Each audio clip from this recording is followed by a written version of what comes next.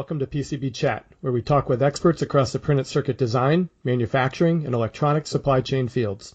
I'm Mike Buteau, Editor-in-Chief of PCD&F and Circuits Assembly. Today's podcast is sponsored by PCB West, the leading conference and exhibition for the printed circuit design and manufacturing industry. Join thousands of engineers and designers this September at the Santa Clara Convention Center. Visit the website at pcbwest.com for information. This week, we continue our series called The Screw-Ups. In these segments, we talk to experts in electronics manufacturing about specific problems they've encountered and offer up some potential solutions. My guest today is Tim O'Neill. He has nearly 25 years' experience with solder materials, primarily with Ames Solder, where he is currently Technical Marketing Manager. And our topic today is solder paste storage and handling. Tim, what do you have for us?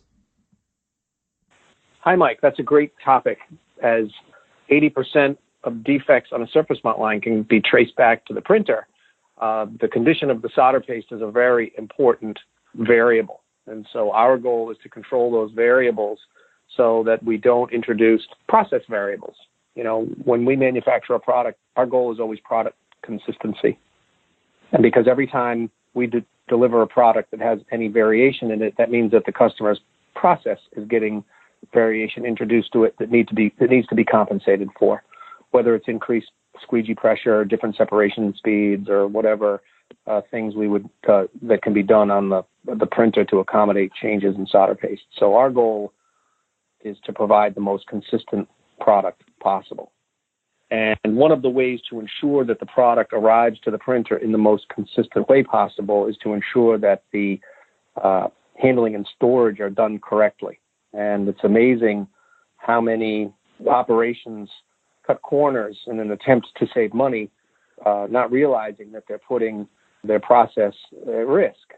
You know, we invest $1 million in a production line, tens of thousands of dollars in trained operators that are all adversely affected by a $50 jar of solder paste that's being used beyond its useful life or not appropriate for the application. You know, I always say that using fresh paste on a daily basis is a cheap insurance policy, and I believe that wholeheartedly. And even though we sell solder paste for a living, it's not a selfish endeavor. It's really the best advice that we can give. And, you know, an analogy that I give during my handling presentation is it's house paint.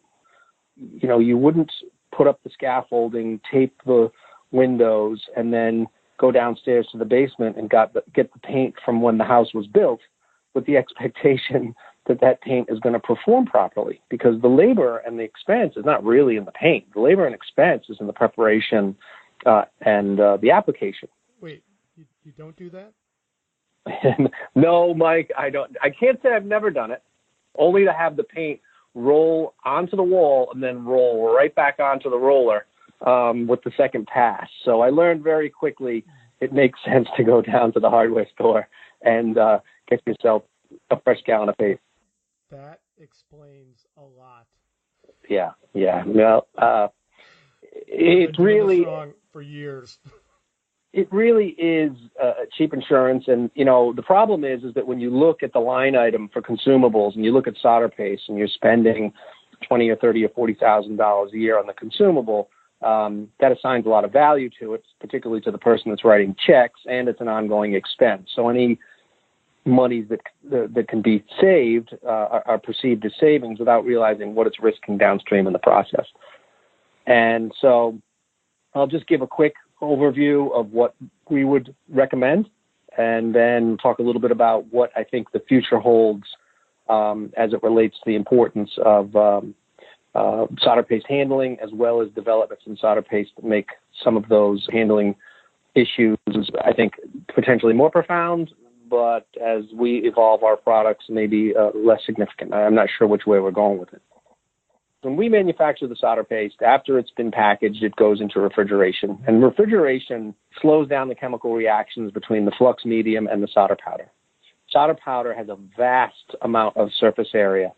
And when you combine metal powder with acids, amines, and other chemicals that want to interact with the powder, the best way to keep that material stable is to keep it refrigerated, slow those reactions down, And then when it's ready to be used, you allow it to come to room temperature and introduce it to the process. So we refrigerate it in our operation, and then when we ship it from our facility, whether it's shipped direct to a customer or shipped to a distribution center, packaged with cold packs. So the packaging has been developed and tested to ensure that we get at least 72 hours out of the cold packs. One thing I would note is that if your solder paste arrives with the cold packs having been melted, don't panic. That just means that the cold packs have done their job. They've absorbed heat rather than passing it into the solder paste, and a melted cold pack is not necessarily a problem. Really, it's the duration of the exposure at time at temperature. Anything longer than 72 hours, and depending on the chemistry, we might get nervous. The paste arrives. It's labeled with refrigerate upon receipt. This is a very common area where the solder paste will be left out in the shipping area. The shippers aren't trained on the importance of getting that material into refrigeration as soon as it arrives. So that's a really important step. That is one of the places where we find the paste gets mishandled. So I would encourage operations manager to make sure that the shipping people are aware that materials that require refrigeration are refrigerated right away, particularly solder paste. AIM, I don't think we have a product that has a shorter shelf life than 3 months. So we try to manufacture products so that they arrive to a customer with at least 80% shelf life. Doesn't always work out that way due to supply chain, but in general, that's our goal, so that there's plenty of time for the customer to purchase, consume the material. So it can stay comfortably in refrigeration for as long as we state on the technical data sheet that it's good, sealed, and refrigerated conditions. We've performed a battery of tests internally on that particular formulation, and we know that its performance characteristics fit within the guidelines. Once the material is being prepared for use, it makes its way out onto the shop floor. We recommend on our technical data sheets a minimum of 8 hours to allow the material to come to room temperature. The reason for that is we don't want condensation to form on the material. Depending upon the environment that it's being used in, any moisture is going to condense on that cold metal that's below the dew point. And just like a Coke can on a hot humid day, you get a lot of liquid water that can get introduced to the solder paste during the print process. And remember, we're dealing with metal. So you introduce moisture into metals and acids, and it accelerates the chemical interactions that degrade the paste's performance. Different paste formulas are going to be more prone to moisture contamination. No cleans are generally quite robust, whereas water solubles tend to be more sensitive, and certain alloy combinations can be more sensitive. So you have to be mindful of that, and that's the reason we do it that way. And we say 8 hours. We know we're giving ourselves a little buffer on either end, because if you're anything like me, you don't read the instructions, you dig right in, and then you open the instructions after you get too far into the weeds and figure out what you did wrong. I figure everybody's cutting corners on allowing time for solder paste to warm up. You can conduct your own in-house testing if you like. Our TDSs are guidelines. If you've done testing that indicates 2 hours is good for your operation, we're not going to argue with you unless, of course, there's a problem. And then we say, well, how long did you let it come out? 2 hours. Well, that's a little short. So, customers are free to make determinations on how to use the product that best suits their requirements. The disadvantage of refrigerating solder paste is that you do have to go through this warm-up period, and if somebody forgets to take it out for the shift the following day, or there's a delivery issue, now you've got to wait for the paste to come to temperature, which the market responded with some products that advertise no refrigeration required. And that is also the case for many of our products. We've just been reluctant to promote it from the marketing side because we view refrigeration as a control. It ensures that the product has been held at a constant temperature and eliminates that variable and any potential issues that variability might introduce. For example, if a product is being shipped to the Philippines versus a product that's being shipped to Canada, if they've both been stored at 40 degrees C, well, then nothing's been exposed to excessive temperature. Heat is really the enemy. That is what we're trying to avoid. It does a couple of things to solder paste. One is that it increases those interactions even at relatively low temperatures so that the solder paste's rheological properties are affected or its wetting properties affected. But it'll also drive flux out of suspension, and you'll end up with separated paste. A little bit of separation, it can be normal. I would consult with your vendor to make sure if you do see separation that it's considered normal. Some chemistries just get a little skin of flux on the top. That's not a big deal. But gross separation is typically a sure sign of overexposure to heat and heat damage. That product may be salvageable, but usually it's not. Do you have any examples of steps customers have taken to perhaps try to speed up that process, like maybe putting the jar in the microwave or something like that? All the above. I've seen it go into the microwave, run under hot water, put on top of the oven. There's the most common, under a lamp, under an armpit. So all of those things have been done to accelerate the process. Well, this is really interesting part of the discussion. If you're printing large pads, gross diameter pads of 0603s and large deposits, it may not have any impact at all, or no discernible impact, because there's a big enough hole and enough paste gets through where an adequate solder joint is formed. When you're printing a 0.4 pitch millimeter DGA, however, that solder paste needs to be in perfect condition to make sure that the transfer efficiencies are going to be what they need to be to form and interconnect. And that's really, in my mind, at the discretion of the operator, because the operator, again, I always go to food analogies because I'm sure you like to eat. I like to eat. The lady in the deli who's been working there for as long as you can remember, when you ask for a pound of turkey breast, she doesn't need a scale. She knows what a pound of turkey breast looks like, and she can probably do it within a couple of tenths of a pound either way, just by eye. And your operators develop that same type of intuition. They can look at solder paste and say, I'm only doing a bottom side. It's only 0603s. I've got enough on the stencil to get through the rest of the job, and then I can clean the printer up for the day. I'll be fine. And usually I would rely on an operator's intuition. If it was my operation, it's very difficult to write those subtleties into a work instruction.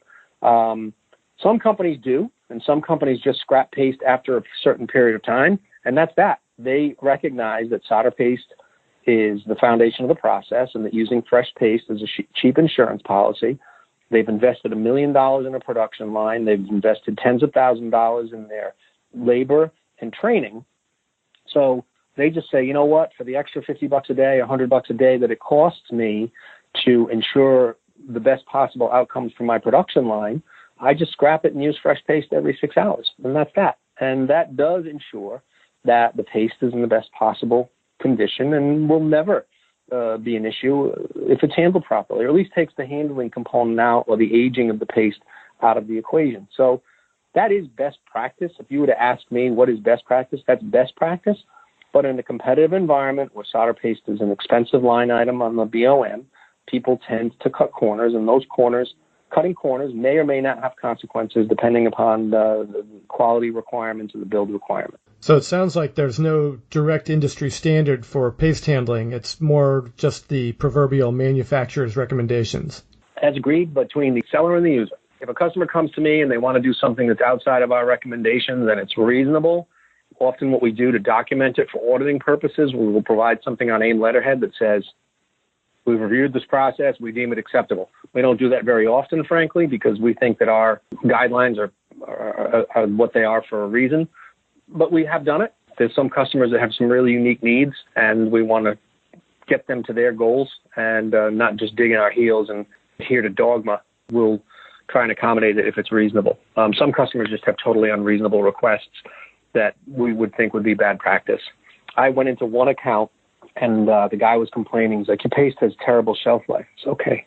Let me get out there and take a look at it. So we went out, and that was a field technical guy. I'm not exaggerating. He had 7 jars of solder paste lined up inside the printer.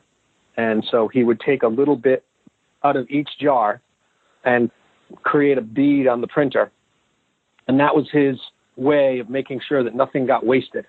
So he had the older paste, combining it with slightly newer paste still, slightly newer paste still, and that was his system. And that was not one I could endorse. I had to tell him, I think you'd be much better off scrapping the solder paste and starting fresh. It's crazy what people will do to save a couple of grams of solder paste. I get it, but I don't think that the downstream costs are realized by the operator at the printer, and they don't have visibility on what it's actually costing the company in rework and repair. One of the simplest things that can be done is to just simply log the time that the material was removed from refrigeration, both in a log and on the tube or jar itself. That ensures that whoever grabs it knows that they're not grabbing something that was taken out of refrigeration 2 hours ago instead of the recommended 8 hours ago. It also gives you a history that if there is an issue, you can go back to make sure that the product was handled properly. So that to me is just good hygiene, and the way that I would do it if it was me setting up the work instructions for the printer operator. The other thing is the environment. We have environmental controls that range from very sophisticated, constantly monitored charts on the walls that are monitoring temperature and humidity over time and logging it. And then I've got a guy whose climate control system consists of opening the loading dock door or closing the loading dock door. So, we formulate for the full scope and breadth of the marketplace from the Philippines to Montreal.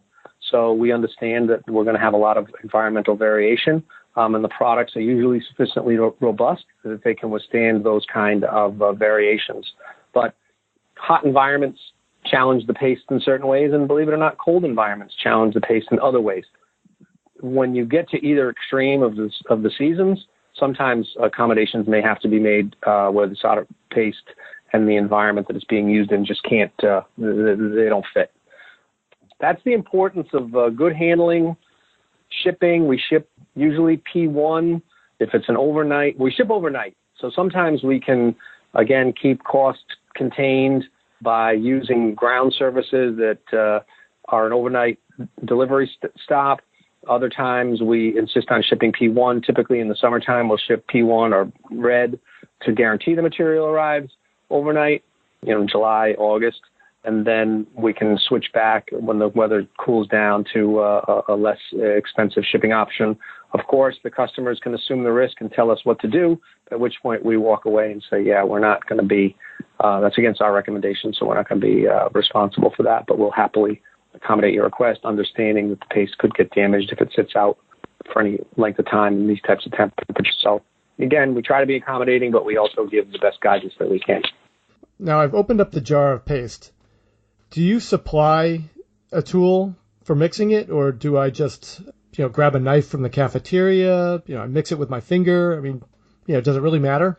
The tool matters only in that you don't want to use a metal tool for fear that it scratches and lifts plastic out of the jar and introduces it into the paste undetected. So we supply a plastic spatula. It looks like something you'd see in a sandwich shop. Our recommendation is to mix the paste lightly in one direction for a minute. Again, knowing that people will do it for about 20 seconds before they tire of it. The benefit of stirring the paste prior to introducing it to the printer is to add energy to it. Solder paste is a thixotropic material, and what that means is that it thickens when energy is removed and it shear thins when energy is applied. So the way solder paste actually works is that as it rolls on the stencil, it's being shear thinned at the interface between the squeegee and the stencil surface, where it's becoming thin enough where it will fill the aperture. And then as the squeegee passes over and that energy is removed, the solder paste thickens so that when the stencil is removed, it maintains a nice crisp brick. Again, I'll use paint as an analogy. Paint has to be thin enough to spread over the wall, but once the brush is not applying energy, it has to thicken so that it doesn't run and drip.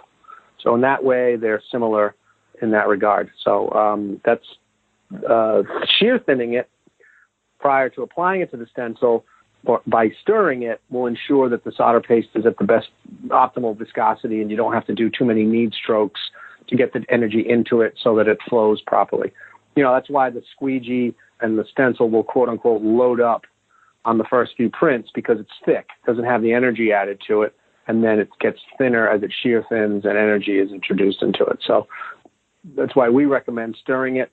We do not recommend automated paste mixers. They can overshear paste. So these are automated mixers, not unlike a paint mixer. And the idea is that the paste is being flipped over itself in the jar. They advertise that it can eliminate the need for warm-up time and get the paste to a consistent viscosity. What we have found that they can work. They're very popular in Asia, but we've also found that there is a high likelihood that the paste will be shear thinned to the point where it can never recover. So once you shear thin paste beyond a certain amount, it'll print fairly well because now it's like soup, but it won't maintain its shape when the stencil's removed.